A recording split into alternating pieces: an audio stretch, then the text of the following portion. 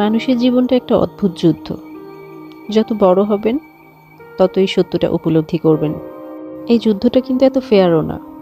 চোখের সামনে দেখবেন কেউ অসাধারণ ব্রেন নিয়ে জন্মগ্রহণ করেছে, পরীক্ষার আগের রাতে হালকা পাতলা পড়াশোনা করে খুব সুন্দর একটা পরীক্ষা দিয়েছে এবং রেজাল্টটা চমৎকার হয়েছে। আর আপনি দিন রাত 24 ঘন্টা দিনের পর দিন শুধু পড়েই যাচ্ছেন, কিন্তু আশানুরূপ রেজাল্ট করতে পারছেন না।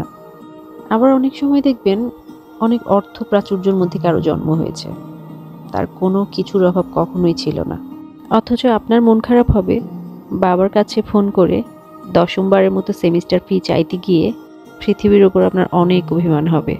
কিন্তু ওই যে বললাম, জীবনের যুদ্ধটা ফেয়ার না। আবার দেখবেন মোটামুটি পড়াশোনা করে আপনার চেয়ে খারাপ রেজাল্ট নিয়েও লাখ টাকা চাকরি হয়ে যাবে কারো কারো। হয়তো তার ইন্টারভিউটা ভালো হয়েছে, না হলে কারো রেফারেন্স ছিল, যে কোনোভাবেই হোক খুব ভালো একটা কোম্পানিতে সে জয়েন করে ফেলেছে। স্টার্ট আপ দিয়ে কোটি টাকা ভ্যালুয়েশনের কোম্পানি হবে কারো কারো। আবার দেখবেন ইউটিউবারদের কোটি টাকা ইনকাম দেখে আপনার নিজের ক্যারিয়ারের উপর প্রশ্ন জাগতে পারে। কারো কারো প্রমোশন হবে প্রতি বছর, কেউ আবার নিউ ইয়র্কে পিএইচডি শেষ করে লাইভ ইভেন্ট দেবে।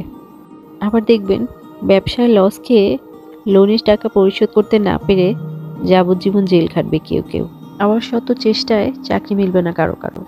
20তম ইন্টারভিউটা দেওয়ার পরে তার মনে হবে জীবনের চেয়ে নিষ্ঠুর আর কিছু নেই, একটাও কিছু নেই। আপনি চাইলে সারাদিনই অন্যের সাথে নিজের তুলনা করতে পারেন। জীবন যুদ্ধে যে এগিয়ে গেল তার সাথে নিজেকে যদি বারবার তুলনা করেন, তাহলে আফসোস ছাড়া জীবনে আর কিছুই মিলবে না, হিসাব মেলাতে পারবেন না। ভাগ্য, স্কিল, মেধা, পরিশ্রম, নিয়তি, এত এত কিছুর ভেতরে জীবনের সমীকরণ মেলানোটা খুব কঠিন হয়ে যায়। আসলে ভালো থাকার কোনো শেষ নেই, যার কোনো ঠাঁই নেই সে একটা ঘর চায়। বাসে ঝুলতে থাকা মানুষটা একটা বাইক চায়, যার বাইক আছে সে আবার বড় গাড়ি চায়, যার আবার গাড়ি আছে সে বড় একটা স্কোয়ার ফিটের অ্যাপার্টমেন্ট খোঁজে। ভালো থাকার জীবন যুদ্ধটাই এরকম, একটা অসীম দৌড় প্রতিযোগিতা, যার কোনো ফিনিশিং লাইন নেই। ছুটতে থাকা শুরু হবে তো ছুটতেই থাকতে হবে। এভাবেই চলতে থাকে প্রতিদিন, প্রতি মুহূর্ত। কিন্তু তবুও জীবনের এই যুদ্ধে থেমে থাকে না কেউ। জীবন যুদ্ধের এই প্রতিযোগিতা বন্ধ করে না কেউ। এভাবেই দিনের পর দিন চলতে থাকে।